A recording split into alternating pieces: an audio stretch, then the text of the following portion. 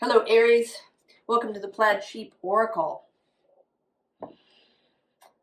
Aries. This is a reading of preparation, a kind of get ready.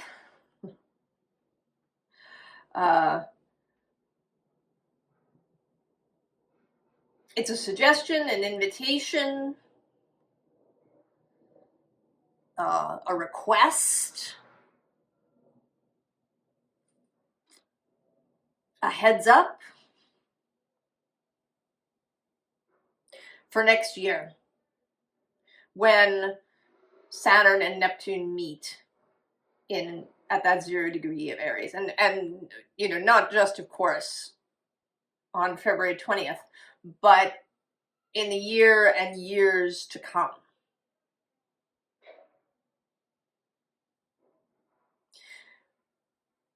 There is a change, I think, coming specifically to Aries.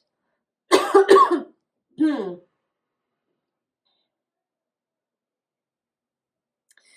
it may be that it's a little difficult for me too. I have an Aries sun, an Aries midheaven.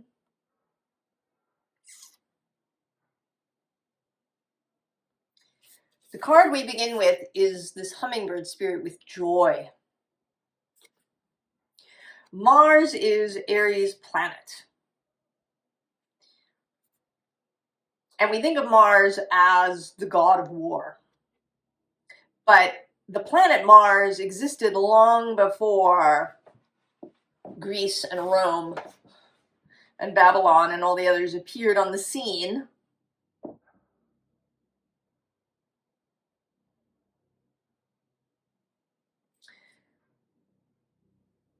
Mars, in a more fundamental way, is about the active principle.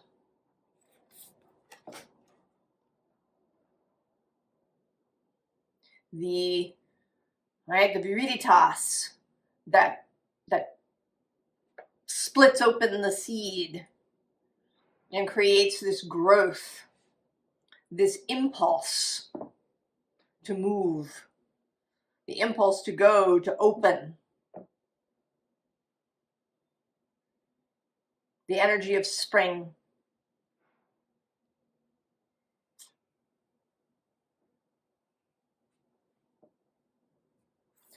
The scene underlying here is activation, the spirit guardian of spring. And below that is magic, and also the fire spirit with energy.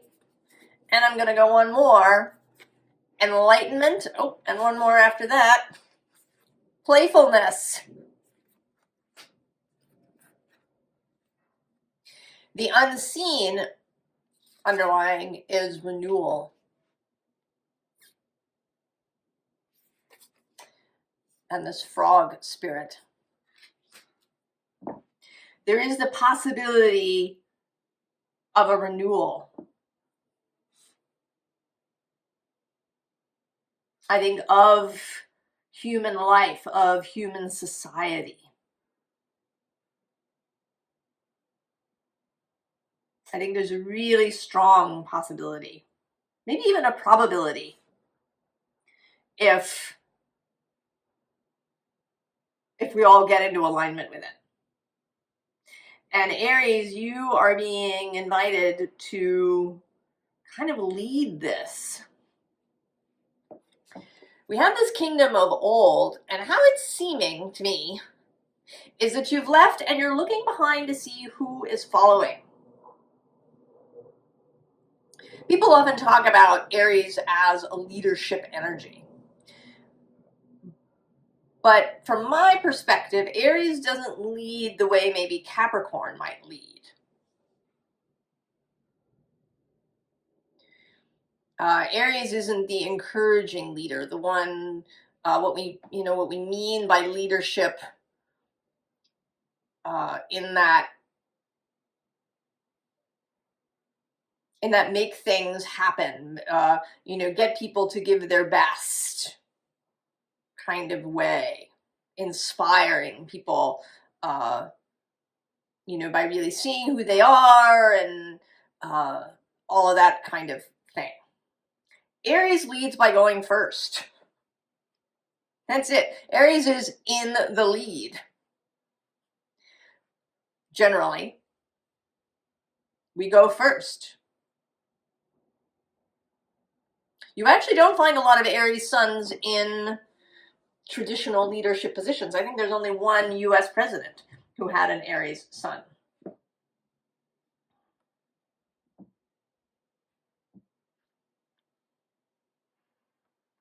Because mostly Aries, it's this exuberance of spring. This rushing forward where angels, fools, and anybody else fears to tread. Going first. However, you are being asked to pay more attention to whether anybody is following.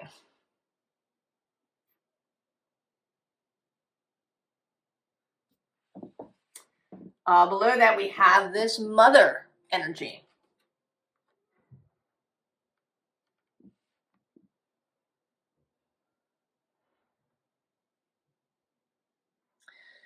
This, you know, Mars, when this conjunction happens, Mars is going to be in Aquarius.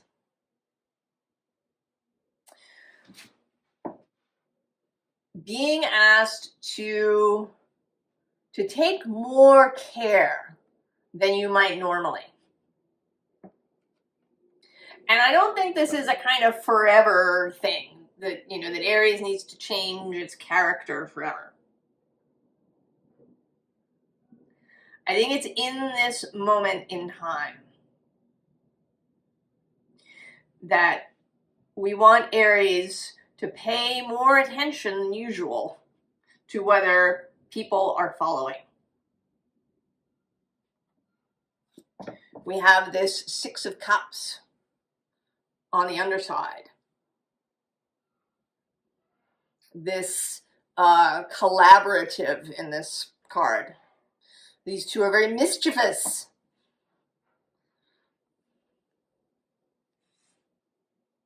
And there may need to be some mischief.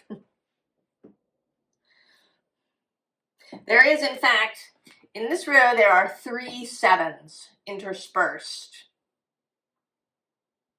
7 of Wands, 7 of Swords, 7 of Cups.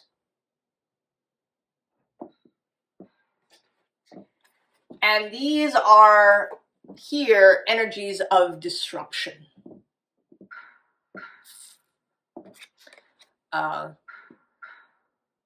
Disruption of maybe defensiveness and the way people see that. Disruption of whatever the Six of Wands energy may be in a given moment. Has someone declared victory? Maybe there's a disruption of that.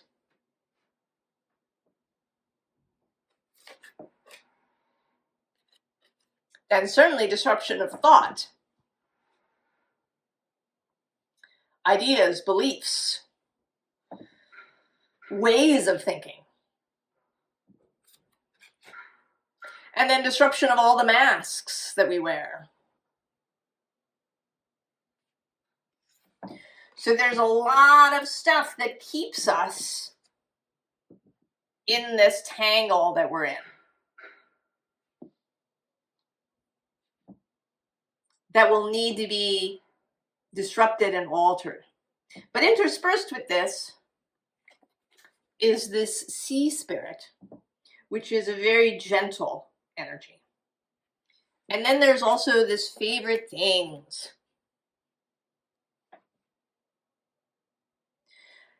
So this disruption wants to be tempered by joy and lightness and fun. I was thinking about saying the word ease, but I don't think that that is in it. I don't think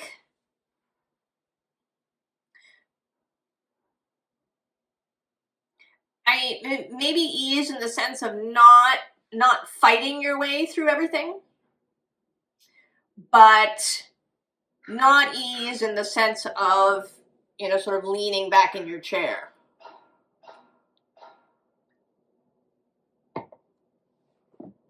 It is a very active energy for you, Aries, to move, to go first, to become what you want to see.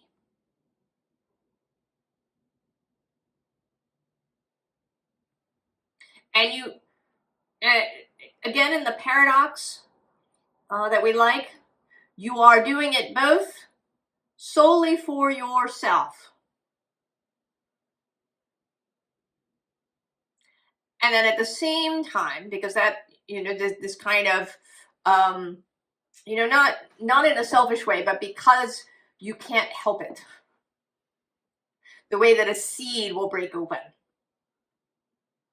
There's just so much energy behind it that it must. You must. But also, you're doing it as an example to others, and you want them to follow you. So there is here a bit of a sacrifice, Aries. You may have to sacrifice some of your normal speed. You may have to sacrifice some of your normal directness. You know, there is in this mother energy a sense of subtlety, the subtlety of the moon. It's the sun that's exalted in Aries. But we want some moon energy in this. So there's going to be a sacrifice. Below that, there may be a requirement that you be more of a builder than you usually are. Maybe that you take more time here. She's really considering this wand. That you move a little more slowly than normal. The underside here is this 8 of Swords.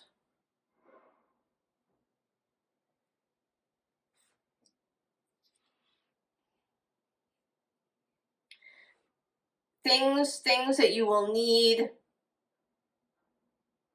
to sacrifice. You know, if you feel,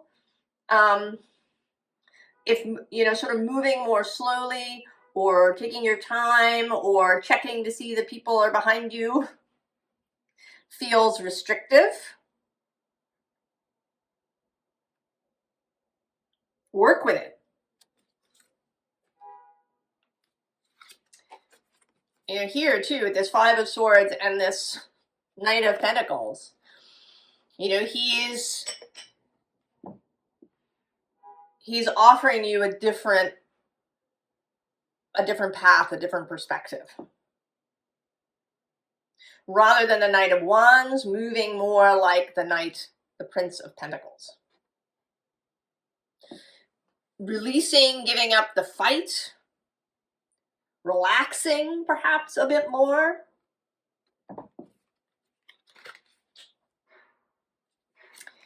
And then we have the Ace of Wands, but then we have this Prince, who, to me, it's less about his swords and more about his decision to dedicate himself to this. Usually it's the Prince of Pentacles that's seen as the devoted, dedicated one. But here, in this deck, it's this Prince of Swords. It's a mental dedication. The willingness to maybe change your mind, the willingness to think or speak differently than you normally do.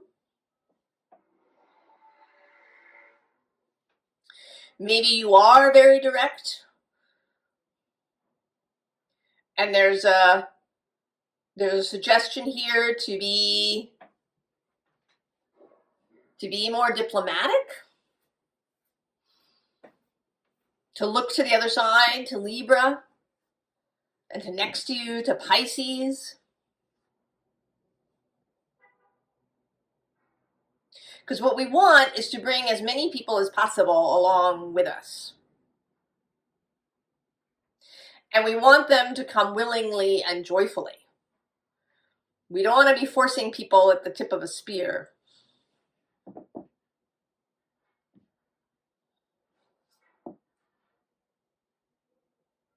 This is not, carrot and stick. This is solely carrot.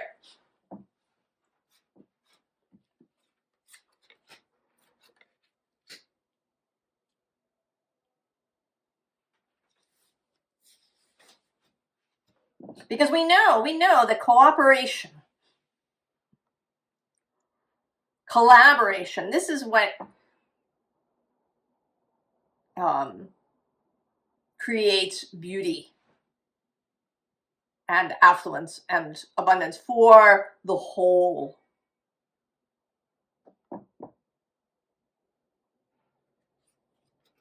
King of Cups. This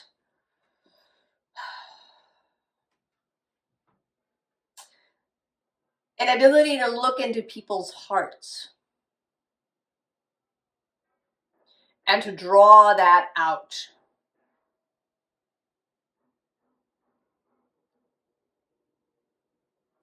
To see, to look into someone's eyes, to see their heart, rather than maybe whatever bluster they've got going on the surface.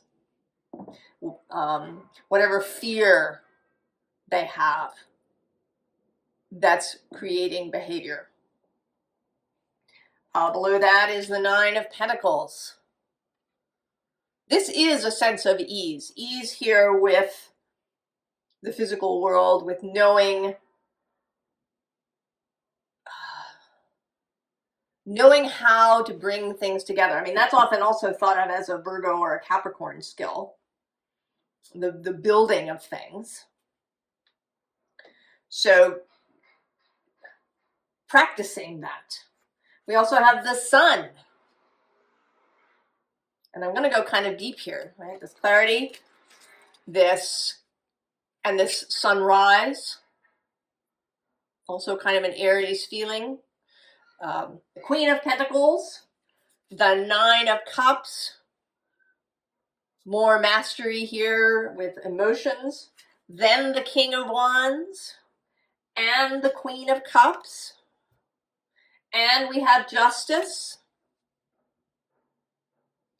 and even this Nine of Swords, this ability to sit in discomfort when that happens. The Wheel of Fortune.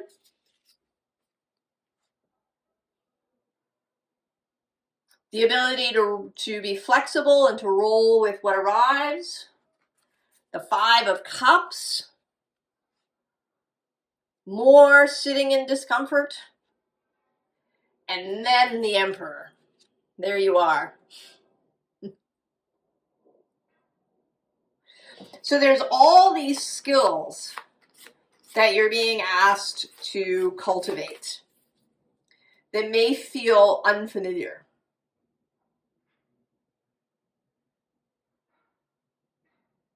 Aries is being asked to rise to the occasion. This is really an Aries moment. There's going to be a whole Aries stellium at some point in 2026, as well as this conjunction of Saturn and Neptune.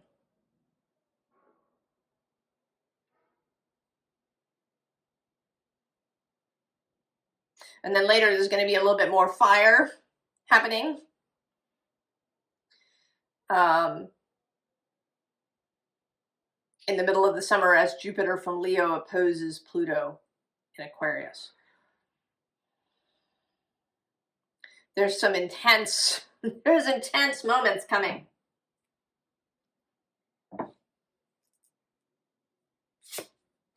Two of Swords on the bottom.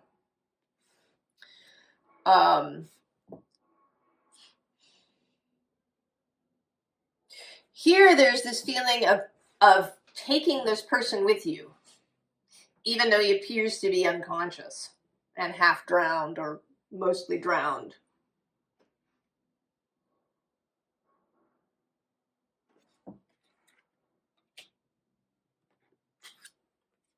The Empress,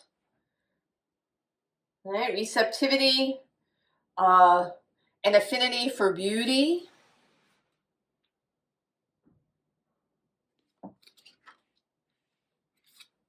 The Seven of Wands repeating. The willingness to disrupt and, you know, perhaps to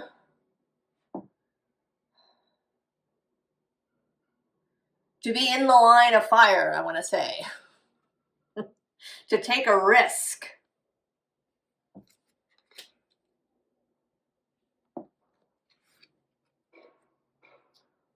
Also the practice of affluence, of manifestation perhaps. And then the Queen of Wands, there you are. So to be more, well, maybe not more, but to hold, you know, the Emperor and the Queen of Wands, to be able to hold opposites, to move out of your comfort zone, as an example, so other people will move out of theirs.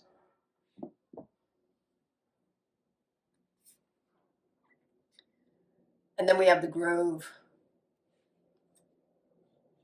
Divinity, awe. And it's a gathering place. There is gathering here.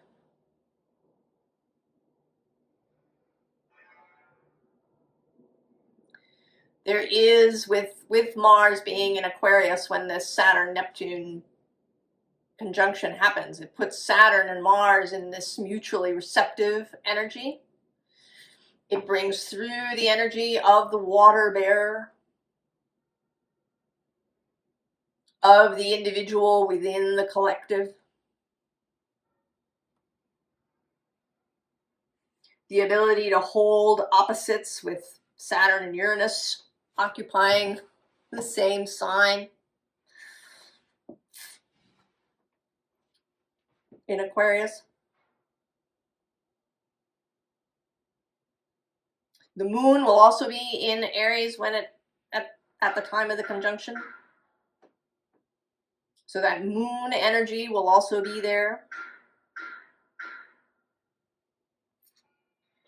A waxing moon.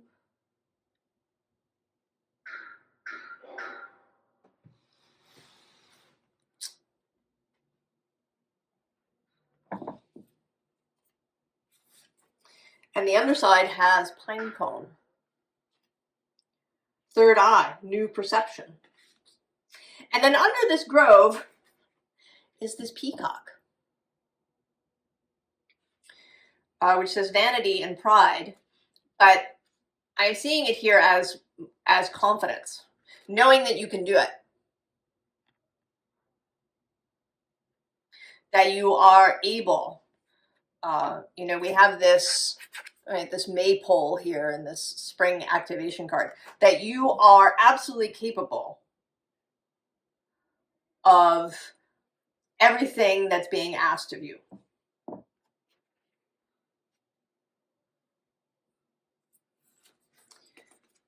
We have altar water with ritual and renewal. Renewal, once again.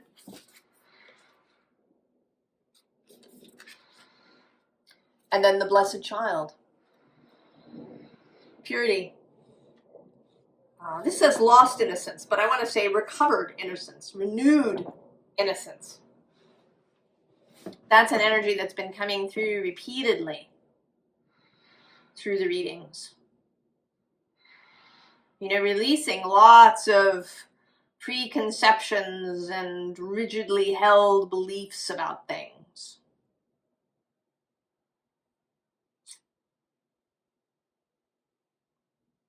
You are the spirit of renewal, Aries.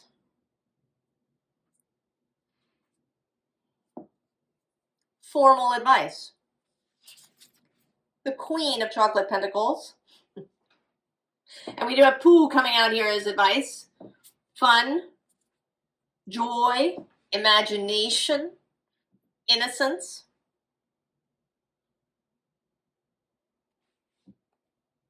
Also the King of Wands. I mean, they're kind of a power couple. Inspiration, and then receiving it, and holding it. The Queen of Pentacles is like this 9, right? She can hold what she has received. We do also have the 9 of Swords repeating. The ability to sit in discomfort. And here actually too, with this 7, the ability to take your time when making a choice, perhaps. Or to allow other people to take their time. You know, Jung thought of the fire signs of fire as a very intuitive sign. That the intuition that fire has is instantaneous. The ability to take an instant action without thinking about it. You just act. But not everybody's strong in that way. Some people need to take their time. Right? They're more cup-like. They got more water or more earth. So the ability to allow others, also here with this 8 of Swords, to make choices in their own way. But still you're going to wait for them. You know, you go a little bit ahead and then you pause and you wait for everybody to catch up. The underside here is that kind of that pause, 4 of Swords. Pausing, you know, helping people maybe who've had a little bit of trouble, right? Eeyore is getting his tail put back on.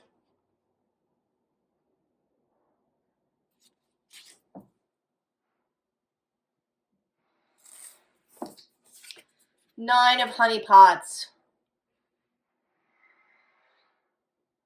Holding that energy of wish fulfillment, of joy, of, right, all of my favorite things. This isn't meant to be arduous or punitive or harsh. Then we have this particular judgment, which, you know, I see just as assistance. When someone gets into trouble, providing assistance.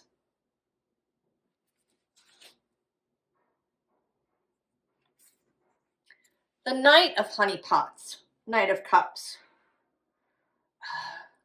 You know, a romantic spirit.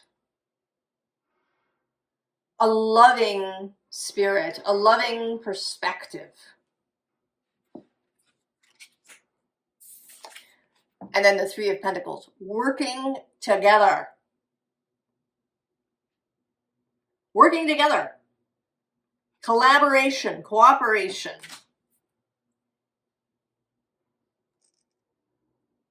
Maybe in ways that you never have before, Aries, or that you have found uncomfortable in the past.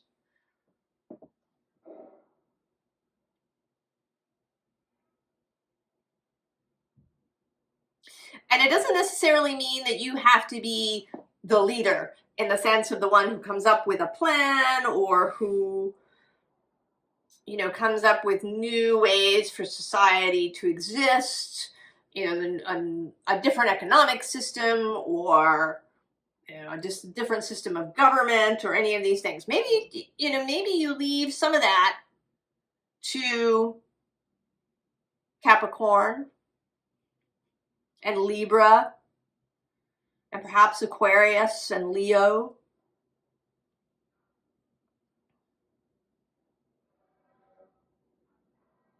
But you may be the person who kind of, who gets everybody together. Have you ever worked in a place where there's one person who's kind of the glue? I worked in a place that had a person like that. She was always the one who was, she would decorate the office at the holidays, and she was the one who got the Secret Santa going, and these kinds of things that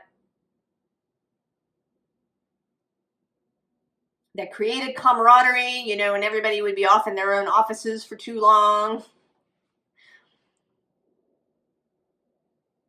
That her energy would bring people together.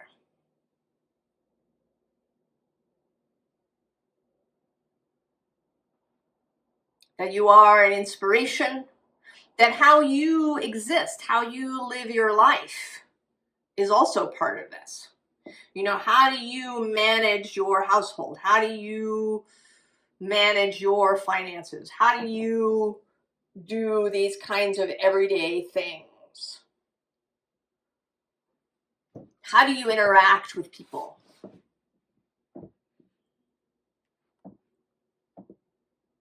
And it's, I think, going to be different for all of us.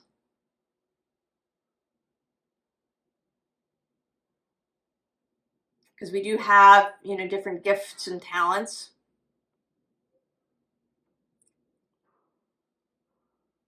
But this is being open to that.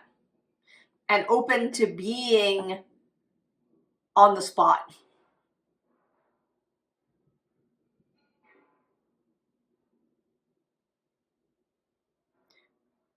Open to making some of these sacrifices for the group.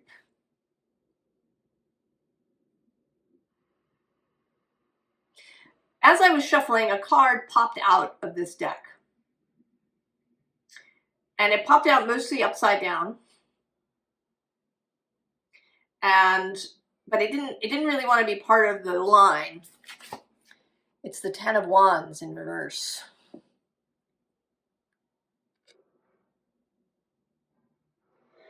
All right, this is a card of sunset here. So sunrise.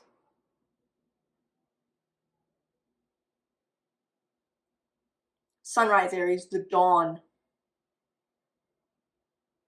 The renewal.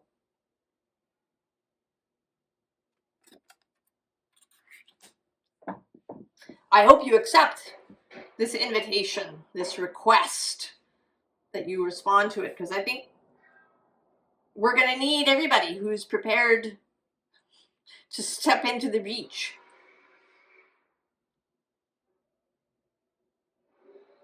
And I want you to know that it is about joy, not about suffering or, having to do it. That it's meant to be fun and interesting and challenging.